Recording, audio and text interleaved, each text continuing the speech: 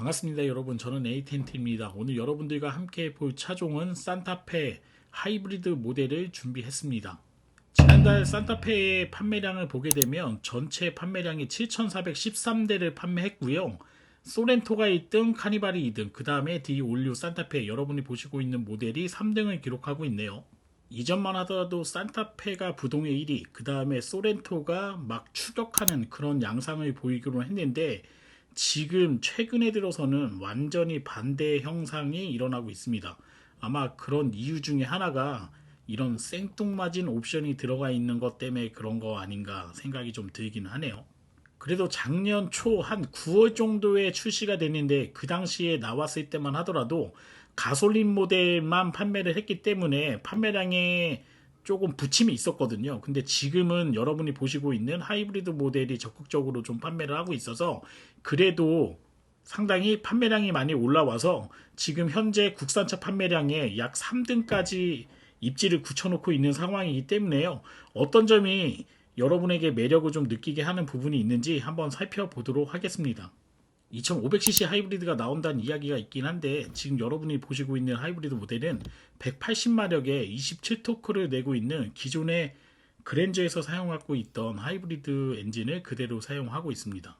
연비 같은 경우에는 18인치 타이어를 장착함으로써 복합 연비가 15.4가 기준인데 간신히 15.5km를 리터당 냈기 때문에 하이브리드 혜택을 다 볼 수 있는 모델이 되긴 했거든요. 근데 안타깝게도 4륜구동 모델 같은 경우에는 연비가 여기에 충족되지 않기 때문에 하이브리드 혜택이 일부 소진된다는 게 조금 아쉬운 부분이 아닐까 생각이 되네요.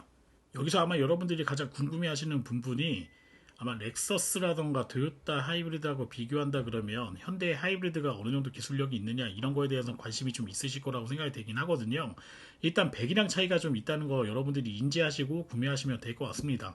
토요타 같은 경우에는 2500cc 하이브리드를 기본 형식으로 사용하고 있고, 지금 현대 같은 경우에는 1600cc 아주 소형 하이브리드를 사용하고 있기 때문에 사실 이 정도 크기의 차에 1.6 엔진을 얻는 것 자체가 저는 좀 런센스라고 생각이 되긴 하거든요.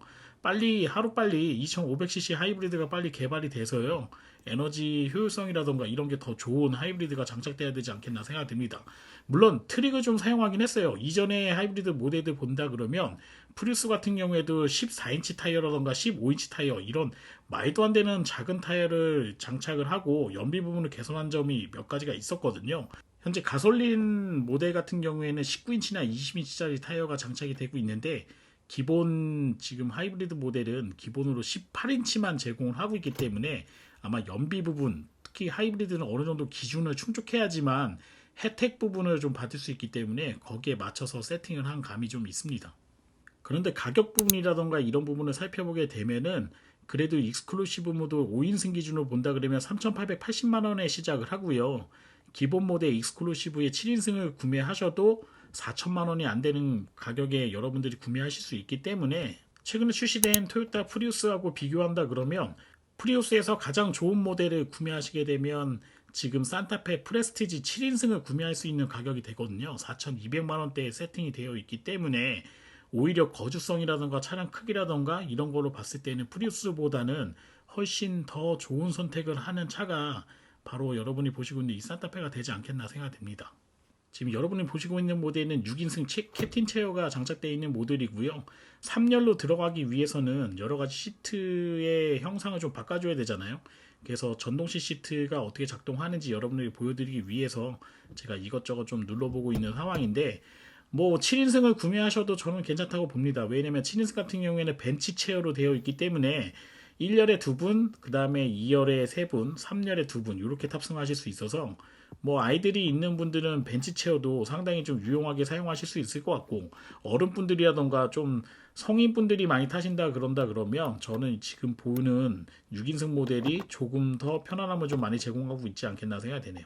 차가 처음 출시됐을 때 현대자동차가 자랑했던 세계 최초로 개발했다고 하는 암레스트에 있는 이제 글로우박스를 여러분이 보시고 계시는데, 원래 운전자만 사용하는 공간인데 뒤에서 이렇게 열 수 있게 되어 있다고 하거든요.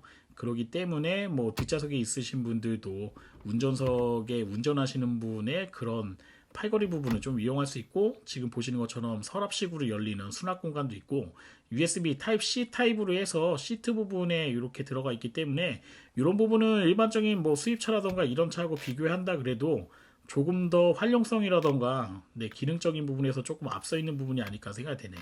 최근에 나오는 자동차들 뭐 수입차를 좀 본다 그러면 썬루프가 좀 많이 없어지고요. 그 다음에 문루프 형식으로 해서 유리로 많이 마감하는 경우가 있는데, 지금 산타페 같은 경우에는 2열하고 3열만 볼 수 있는 파노라마 루프가 장착이 되어 있고요.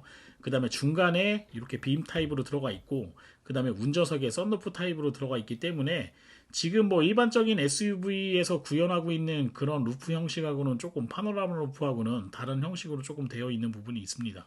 기존 현대자동차에서 많이 볼 수 있는 12.3인치 클러스터가 두 개가 연결되어 있는 방식으로 되어 있고요. 하단부의 에어 컨디셔너 같은 경우에는 그랜저의 그것을 그대로 이식해 왔고, 그 다음에 무선 충전을 두 개 할 수 있는 부분이 있기 때문에 아마 좌우에 타시는 분들, 운전석이나 그 다음에 조수석에 타시는 분들도 무선 충전을 이용할 수 있기 때문에 이런 부분은 상당히 좀 향상되어 있는 부분이 아닐까 생각되고요. 컵홀더가 지금 보시는 것처럼 도어 부분에 두 개가 장착이 되어 있습니다. 예전에 이렇게 컵홀더를 도어에 장착했던 차량이 소렌토에서 제일 먼저 했던 걸로 제가 기억이 나는데, 소렌토에서 좋은 그런 평가를 많이 받았던 것 같아요. 그렇기 때문에 이렇게 산타페에도 이식을 해서 지금 장착이 되어 있는 상태고, 이 차 같은 경우는 지금 풀옵션, 시트 옵션이 들어가 있는 차량이기 때문에 지금 시트 옵션, 럼버 서포트가 밑에서 위로 올라가는 걸 여러분에게 한번 보여드리고 있습니다. 전기차에서나 있을 법한 그런 옵션, 그 다음에 뭐 그랜저라던가 현대자동차에서 만들고 있는 좀 상위 자동차에서 쓰이는 옵션들이 산타페에도 그대로 이식이 되어 있기 때문에 사실 뭐 제네시스라던가 현대자동차의 고급 차량이라고 하는 차량하고 비교해도 산타페는 손색이 없는 그런 옵션을 제공하고 있거든요. 지금 보시는 것처럼 버튼만 눌러주게 되면은 전기차에서 많이 사용할 수 있는 그런 무중력 상태의 시트로 이동하는 옵션이 장착이 되어 있기 때문에 자동차에서 많이 생활하시는 분들, 특히 자동차 운전을 좀 많이 하시는 분들한테는 이 옵션이 필수적인 옵션으로 좀 많이 다가오지 않겠나 생각이 되네요. 자, 자동차를 많이 만들어내고 있죠. 여러 가지 자동차를 많이 만들어내고 있긴 하지만 그 자동차의 어느 정도 레벨링에 맞춰서 저는 옵션을 좀 장착해야 된다고 생각을 하고 있고요. 그 다음에 승용차에 장착하고 있는 옵션을 굳이 SUV하고 공유할 필요가 있었나 싶기도 합니다. 스티어링 휠 같은 경우에는 그랜저에 나왔던 그런 약간 투박한 모양의 스티어링 휠로 장착이 되어 있거든요. 별로 그렇게 감흥이 없는 스티어링 휠로 장착이 되어 있기 때문에 이 부분은 파트를 공유하는 게 아니라 독자적인 이런 산타페만의 그런 스티어링 휠의 느낌을 좀 살렸으면 어땠을까 생각이 되고요. 이 차가 하이브리드 모델이라서 그런 건 아니고요. 차량 자체의 여러 가지 옵션이라던가 또는 모양을 살펴보게 되면은 오프로드를 가야 될 것 같은 그런 모양으로 많이 되어 있거든요. 낮은 테일램프라던가 여러 가지 이런 옵션들을 보게 되면 지프형 차량이나 아니면은 뭐 벤츠의 G바겐이라던가 랜드로버의 디펜더 이런 차에서 볼 수 있는 여러 가지 실루엣을 가지고 있는데, 실제 산타페 같은 경우에는 그런 오프로드형 차량하고 비교해 봤을 때는 익스테리어의 디자인의 몇몇을 제외하고는 정말 다른 행보를 좀 보여주고 있기 때문에 아마 산타페를 구매하시는 고객분들도 이러한 부분이 불만사항이고 상당히 캐릭터가 좀 분명하지 않다 이렇게 느끼시는 것 같아요. 그에 반해서 기아자동차 소렌토 같은 경우에는 도시명 SUV가 갖춰야 될 그런 옵션들을 많이 보여주고 있고요. 그 다음에 남성다운 뭔가 그 자신만의 캐릭터를 잘 나타내고 있기 때문에 지금 판매량에서도 소렌토의 독주가 계속 이어지고 있는 게 아닌가 생각됩니다.